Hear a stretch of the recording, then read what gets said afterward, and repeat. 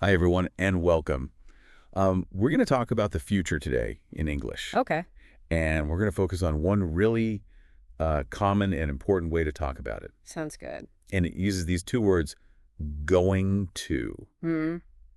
Have you heard of going to before? Of course, going to. It's a very, very useful structure. It is. It Yeah. is. And it's one that you'll use very, very often as you are learning English and speaking English. Absolutely. So, how can we use going to? What's the structure? I know we need to use the subject, like I, you, he, she, we, they. Exactly. You always start with the subject. So that could be I, it could be he or she, it could be we or they. Okay. Then you need the verb to be, Okay. which of course changes depending on the subject. It's like am, is, are. Exactly. So for example, I am, he is, we are. Okay. Then you add going to. Okay. And finally, you need the base form of the verb that describes the action. So the base form of the verb is like the infinitive. Right, without the to. So to walk would just be Okay. Walk, talk, eat, swim. perfect. Okay. So can you give me an example? Sure. So I am going to eat dinner. Okay. I is the subject. Am is the be verb. Going to comes next. And eat, the base form, is our action. Okay.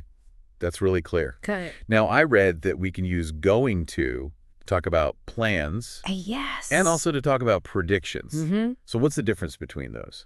Okay, so a plan is something you've decided to do in the future. Right. So for example, we are going to visit the museum tomorrow. That's a plan because we've already made the decision to go. Okay. A prediction is something we think will happen based on what we see or know. Okay. So, like, if I look outside and see dark clouds, I could say it is going to rain soon. Okay, that's a good example. Right. The dark clouds make me think it will rain. Okay.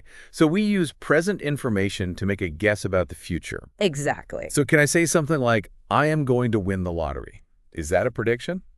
Well, you could say that, but it's not really based on any evidence. It's more of a hope. Exactly. Right. It's more like you're expressing a wish or a desire, Okay. not a prediction based on facts. Okay, that makes sense. Good.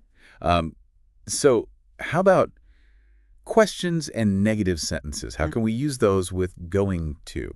Okay, so for negative sentences, you just add not after the be verb. Okay. So, for example, she is going to the park becomes she's not going to the park. Okay. Simple. Very simple. Mm-hmm. And for questions? For questions, you switch the places of the subject and the be verb. So you are going to the library becomes are you going to the library? Okay. And of course, you can add question words. Like what, where, when, why? Exactly. All right. So you could ask, what are you going to study? Or when are you going to arrive? Perfect. So we've talked about the structure of going to, how to use it for plans and predictions, Right. how to make negative sentences and questions. I think we've covered a lot. Right. And this is a structure that, as we said at the beginning, is used all the time in English. Oh, yes. It's incredibly common. It is. It is. So what are you going to do after this? Well, I am going to relax and read a book. Okay. I am going to go for a walk. Sounds nice. It is nice. So thank you all for listening to us talk about going to. We hope this was helpful for you. Yes. And we have a question for you before we go. Okay. What do you do today? Maybe go for a walk like me or read a book. Or something else completely. Exactly. And if you're a friend of the show and enjoyed learning English with us today, subscribe to this channel to hear more. We will see you next time. Bye. Bye. Bye.